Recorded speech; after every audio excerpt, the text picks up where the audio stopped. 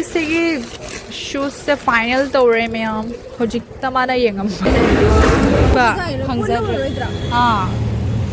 ꯄꯣꯠꯆꯩ ꯈꯔ ꯆꯦꯟꯅꯈꯤꯒꯦ ꯍꯧꯖꯤꯛ ꯁꯤꯜꯆꯔ ꯑꯀꯣꯏꯕꯁꯤꯃ ꯊꯤꯔ ꯂꯥꯛꯑꯦ ꯐꯪꯕ ꯀꯧꯕ ꯂꯩꯈꯤꯗ꯭ꯔꯦ ꯆꯠꯂꯒꯦ ꯍꯥꯏꯔꯣ ꯕꯥꯏ ꯕꯥꯏ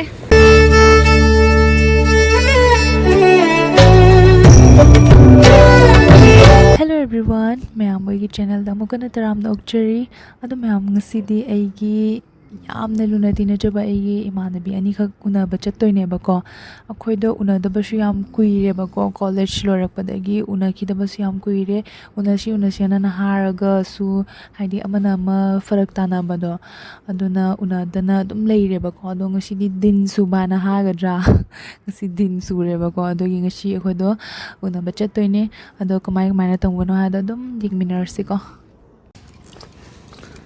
ꯃꯌꯥꯝ ꯑꯩ ꯍꯧꯖꯤꯛ ꯆꯠꯈꯤꯀꯣ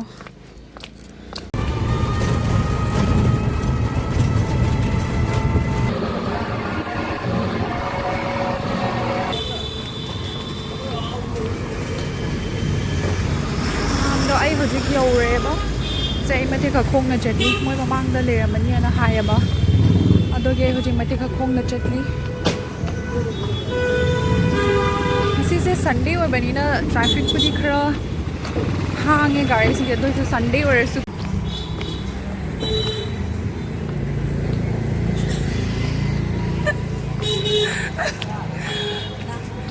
ꯋꯥꯏꯠ ꯑꯩ ꯏꯃꯥꯟꯅꯕꯤꯁꯤꯗ ꯉꯥꯏ ꯂꯩꯔꯦ ꯉꯥꯏꯕ ꯅꯨꯡꯉꯥꯏꯕ꯭ꯔꯣ ꯁꯦꯅ ꯔꯨꯕꯤ ꯌꯦꯡꯉꯣꯝꯗ ꯁꯤꯗ ꯋꯥꯔꯤ ꯁꯥꯟꯅ ꯂꯥꯛꯏꯁꯦ ꯌꯥꯝ ꯂꯦꯝꯅ ꯑꯩꯈꯣꯏꯅ ꯉꯥꯏ ꯂꯩꯔꯒ ꯂꯩꯔꯦ ꯍꯧꯖꯤꯛ ꯑꯩꯈꯣꯏ ꯐꯝꯅꯔꯦ ꯍꯧꯖꯤꯛ ꯆꯠꯀꯦꯅ ꯇꯧꯔꯦ ꯃꯌꯥꯝꯗꯣ ꯑꯩꯈꯣꯏ ꯁꯤꯗꯩꯁꯤꯒ ꯀꯣꯁꯃꯦꯇꯤꯛꯁ ꯈꯔ ꯌꯦꯡꯒꯦꯅ ꯆꯪꯉꯛꯑꯦꯕꯀꯣ ꯑꯗꯣ ꯑꯁꯤꯒꯤ ꯄꯣꯠꯆꯩꯁꯤꯡꯁꯦ ꯄꯨꯝꯅꯃꯛ 10 ꯔꯨꯄꯤꯁ ꯈꯛꯇꯪ ꯑꯣꯏꯔꯦ ꯌꯥꯝ ꯁꯥꯊꯤꯅ ꯍꯣꯡꯉꯦ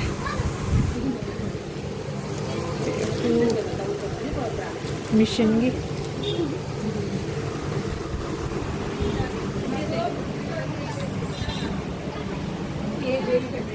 ꯁꯤꯅ 20 ꯔꯨꯄꯤꯁ ꯍꯧꯖꯤꯛꯀꯁꯨ ꯀꯩꯀꯥ ꯃꯌꯥꯝ ꯆꯝꯗꯦ ꯑꯗꯣ ꯍꯥꯏꯗꯤ ꯁꯤꯒꯤ ꯃꯣꯏ ꯗꯨꯀꯥꯟꯁꯦ ꯑꯅꯧꯕ ꯁꯥꯕ ꯃꯥꯜꯂꯦꯕ ꯑꯗꯨꯒꯤ ꯑꯅꯧꯕ ꯑꯣꯏꯔ ꯃꯥꯜꯂꯦ ꯄꯨꯝꯅꯃꯛ ꯌꯣꯜꯂꯦ ꯌꯥꯝ ꯁꯣꯝꯗ ꯃꯅꯨꯡꯗ ꯀꯩꯅꯣꯁꯨ ꯂꯩꯌꯦꯕ ꯁꯤꯁꯤꯡꯁꯨ फजी भैया ये भी 30 होगा क्या कितना होगा 150 150 अदुगा सिगनो मेकअप की सेक्शन हो रहा है ऐसे मसी आहान बचंगक पनीबा अदो फजदी अदुम फजया सिगा अनी का खल्ली कई खल्लागे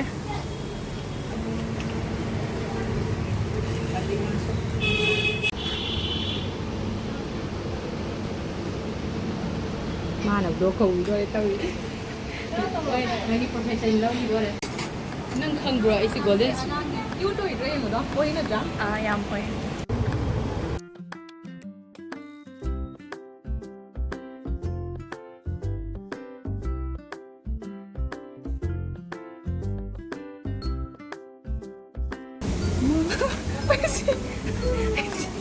मी मैम जिन्ना तो ये नंगा साथी ना क्यूट हो गया मैम से बुरा हो गया रा शी पोचे हम साथी ना क्यूट हो मैम अखोई की मिस ना पुसन भी रही क्यूट ओय मैम जम क्लिप्स ले रे मैम तो अखोई का जित ले बल ओय ना थोकले Soni good lie La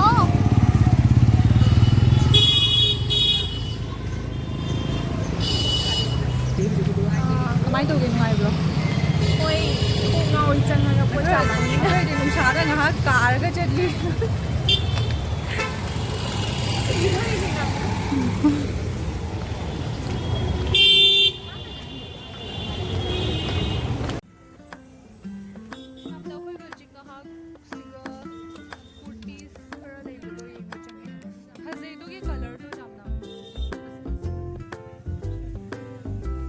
Tempered glass silly.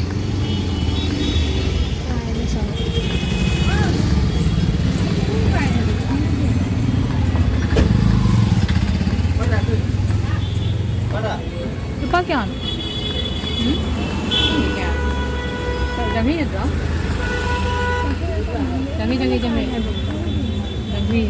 So tempered glass sill. But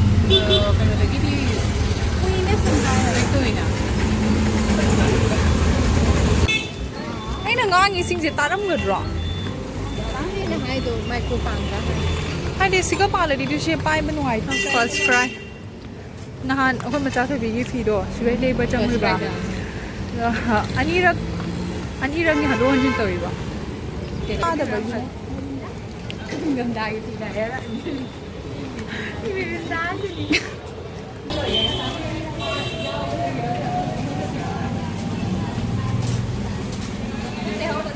क्या तुमने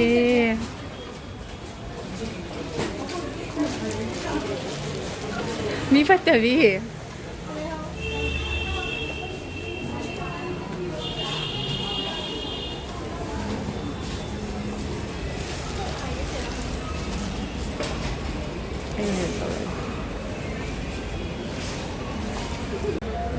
ये बना के ले रंग बनो balai photo balai portrait ai con đây để sai tàu mà cái hôm chờ cái gì đó cái tàu đó có thể xong đấy chứ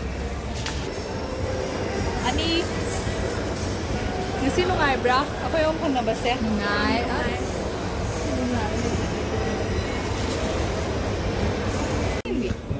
ambigi kongo khali ho ji ma class chat pe gi 42 phasana am daud lo chiga mama ngon thora ga ha phajai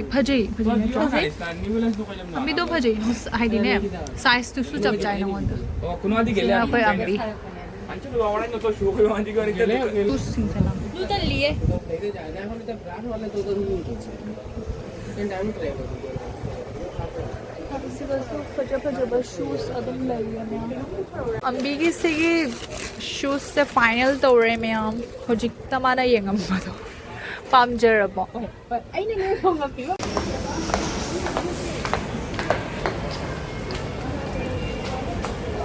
piece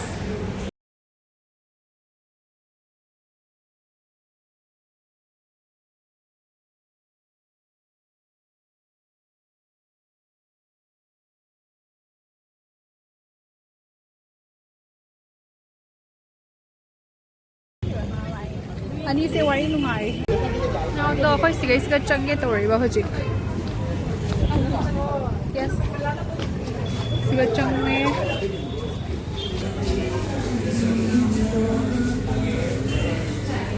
Anjira तक दे दो हम ले जाओ जाओ छोटे के पहले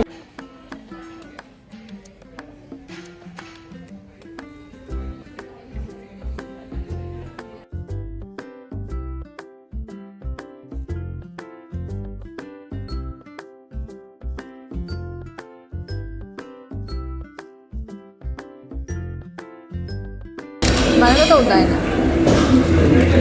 mana mai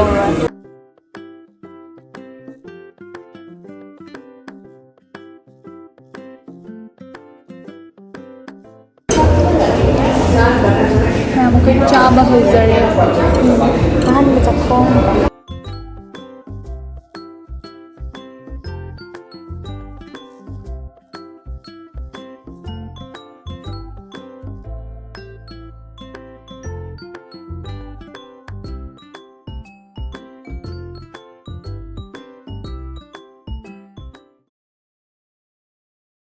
ma'am तो अखोय सिगै सिगा चंगुइने बको तो चाक चांग सु हाउ रे बको शिलोंग पट्टी की हेक राइट साइड तो इतने अखोय दगी मेरी चादरी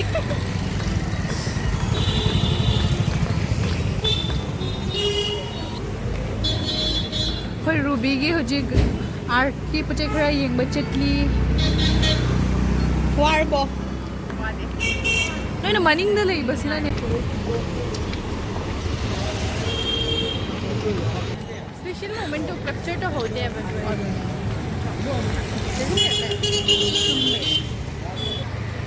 ꯁꯥꯕꯤꯔꯛꯑꯣ ꯀꯩꯗꯧꯒꯦ ꯁꯨꯝ ꯆꯠꯅ ꯑꯩꯈꯣꯏ ꯍꯧꯖꯤꯛ ꯔꯨꯕꯤꯒꯤ ꯀꯔꯤꯕ ꯅꯪꯒꯤꯗꯣ ꯃꯥꯎꯟ ꯕꯣꯔꯗ ꯊꯤꯕ ꯆꯠꯂꯤ ꯁꯤꯜꯆꯔ ꯑꯀꯣꯏꯕꯁꯤꯃ ꯊꯤꯔ ꯂꯥꯛꯑꯦ ꯐꯪꯕ ꯀꯧꯕ ꯂꯩꯈꯤꯗ꯭ꯔꯦ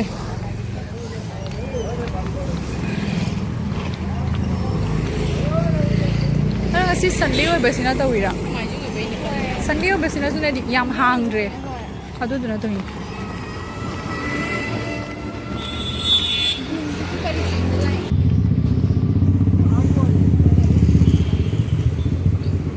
Kai.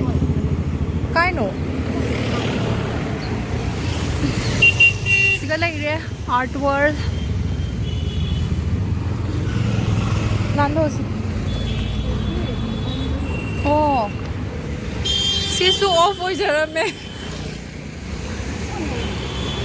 Nangasi. Lai uran wa ni kai matte.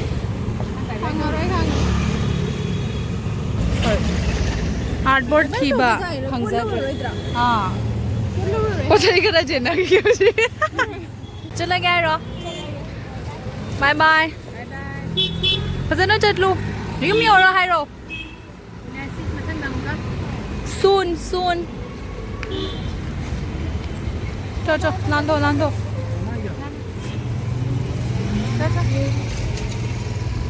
yengo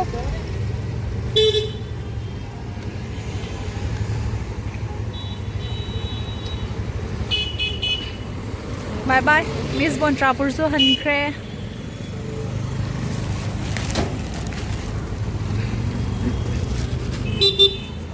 Miss Bontrapur hankre hoji. Ambiga ai ga pong khalani. Wadi aku yang lebih dah sangat. So ne namak. Ambiga ai ga so hoji khalle ai min jamurani. Si kuira matungda akhoi reunion nungaibra sakhen next term matungda adugi pata leji Noi ni na hoi laksi kan hai matungda ai ya train cancel ngai kan ai ya ga haba si ai la ni ya re se ai ni hodu ru se na patpana ai siga pate sukra apai ambi so chekhi dore hoje ngai hero ni ngai ai muk le horani ambi muk chakrani bye bye gari yau ra hai ro bye bye ha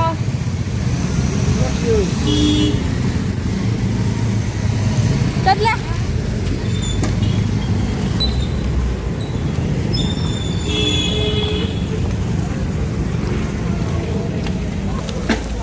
Olay ro ambiga rubiga so chakre to ai so hojik phomi to cookie da halle Didi hoy boni dada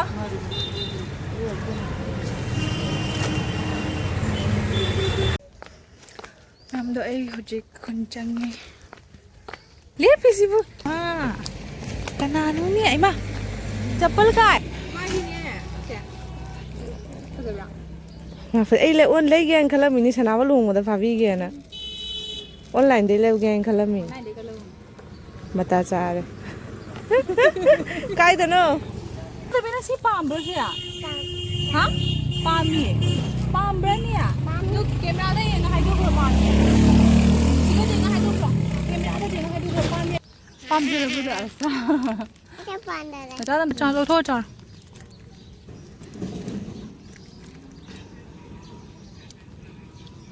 Ma, how bro? How bro ni ya? Ya, nasam tu di padan apa? You're welcome. Ada nang masam tu di padan apa hal ni? तुम हो गलक पे फाजरी रा चला गे दो चा चला गे को bye bye दो रो Bye cái nào mà lát cái đó. करिया Cái nào जुम दे चला गे दो चा युम दा mà lát cái đó. बोबो की मनाक ते चलूगे को दो चा ने बोबो की मनाक ते चलूगे Baba cái mà cái nào lấy. बोबो की मनाक ते ने पुपू मामो दोचा मचा थोइबी मामा पापा लोय लेना करिया बा Baba trước này. मशक शिंग नि हो हो अबे मसु लइए मचा थोइबी आइ दो अबे मनी ना ꯐꯔꯦ ꯑꯗꯣ ꯆꯥ ꯆꯠꯂꯒꯦꯁꯦ ꯆꯠꯂ ꯕꯥꯏ ꯇꯧꯊꯣꯛꯈ꯭ꯔꯣ ꯕꯥꯏ ꯕꯥꯏ ꯀꯥꯏ ꯇꯧꯔ ꯎꯏ ꯃꯥ ꯆꯠꯄ ꯂꯨꯞꯁꯜꯂꯨꯀꯣ ꯊꯤꯟꯒꯅꯤ ꯑꯗꯣ ꯃꯌꯥꯝ ꯑꯩꯈꯣꯏ ꯁꯤꯗ ꯍꯧꯖꯤꯛ ꯁꯣꯞꯄꯤꯡ ꯁꯨꯝ ꯃꯆꯥ ꯃꯆꯥ ꯈꯔ ꯇꯧꯔꯒ ꯊꯣꯛꯂꯛꯑꯒ ꯐꯣꯇꯣ ꯈꯔ ꯀꯥꯞꯁꯦꯅ ꯀꯥꯞꯄꯗꯣ ꯑꯗꯨꯒꯤ ꯕꯤꯍꯥꯏꯟ ꯗ ꯁꯤꯟꯗꯣ ꯑꯩꯅ ꯁꯨꯝ ꯍꯥꯏꯗꯤ ꯅꯨꯡꯁꯤꯅꯀꯣ ꯀꯣꯟꯅ ꯁꯨꯝ ꯃꯦꯃꯣꯔꯤ ꯑꯣꯏꯍꯧꯅꯕ ꯍꯥꯏꯅ ꯑꯩꯅ ꯃꯊꯦꯛꯈꯛꯁꯤꯗ ꯑꯗꯣ ꯃꯌꯥꯝ ꯑꯩ ꯍꯧꯖꯤꯛꯁꯦ ꯌꯨꯝꯗ ꯌꯧꯔꯛꯑꯦꯕꯀꯣ ꯑꯗꯣ ꯉꯁꯤ ꯑꯩꯒꯤ ꯏꯃꯥꯟꯅꯕꯤ ꯑꯩꯒ ꯌꯥꯝꯅ ꯂꯨꯅ ꯇꯤꯟꯅꯕ ꯏꯃꯥꯟꯅꯕꯤ ꯉꯁꯤ ꯀꯌꯥꯝ ꯀꯨꯏꯔ ꯃꯇꯨꯡꯗ ꯉꯁꯤ ꯐꯪꯅꯕꯗꯣ ꯑꯗꯣ ꯌꯥꯝ ꯁꯥꯊꯤꯅꯁꯨ ꯅꯨꯡꯉꯥꯏꯔꯦ ꯃꯣꯏ ꯐꯪꯅꯕꯗꯣ ꯑꯗꯣ ꯃꯌꯥꯝ ꯉꯁꯤꯒꯤ ꯚꯤꯗꯤꯑꯣꯁꯤꯗꯤ ꯃꯇꯥꯡ ꯑꯁꯤꯗ ꯂꯣꯏꯁꯤꯟꯖꯔꯒꯦꯕꯀꯣ ꯅꯦꯛꯁ ꯕ꯭ꯂꯣꯛꯇ ꯑꯃꯨꯛ ꯊꯦꯡꯅꯔꯁꯦ ꯕꯥꯏ ꯕꯥꯏ ꯑꯗꯣ ꯃꯌꯥꯝꯁꯦꯅ ꯑꯩꯈꯣꯏꯒꯤ ꯒꯨꯅꯨꯅꯦ ꯑꯩꯈꯣꯏ ꯀꯀꯥꯒꯤ ꯃꯆꯥꯅꯨꯄꯥ ꯑꯇꯣꯝꯕ ꯍꯥꯏꯐꯕꯁꯤꯡꯅ ꯑꯗꯨꯒ ꯑꯩꯒꯤ ꯅꯪꯒꯤ ꯔꯣꯜ ꯅꯝꯕꯔꯅ ꯀꯌꯥ ꯑꯣꯏꯔꯤꯕ ꯔꯣꯜ ꯅꯝꯕꯔ 17 ꯑꯗꯨꯒ ꯑꯩꯒꯤ ꯀꯔꯤ ꯁ꯭ꯀꯨꯜꯗ ꯇꯝꯃꯤ ꯍꯥꯏꯔꯣꯅ ꯁꯦꯟ ꯖꯣꯁꯦꯐ ꯃꯦꯃꯣꯔꯤꯌꯜ ꯏꯪꯂꯤꯁ ꯁ꯭ꯀꯨꯜ